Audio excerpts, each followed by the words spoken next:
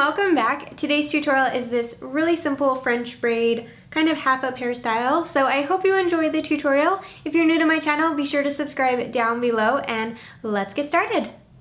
The first thing I'm going to do is divide out a section of hair for the braid, so I'm creating two parallel part lines at the corners of my forehead and clipping down the bottom hair.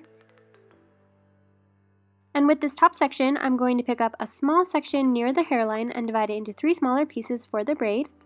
And I'm going to start by crossing the right strand over the middle and then the left strand over the middle.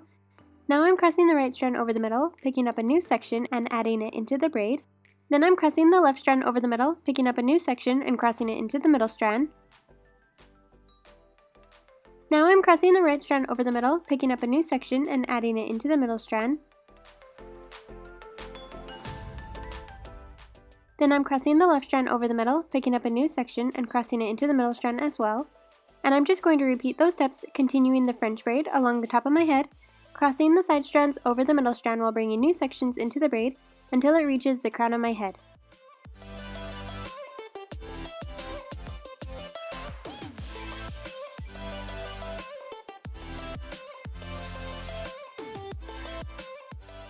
Once the braid reaches the back of my head, I'm just going to tie off the end of the braid with a clear elastic band.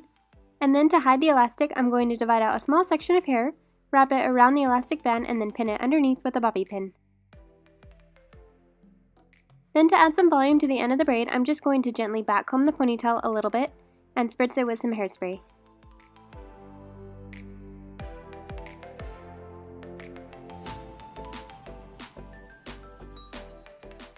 So that's the end of today's tutorial. Be sure to let me know what you think of this hairstyle down below in the comments section. And if you did enjoy the tutorial, make sure to click the thumbs up.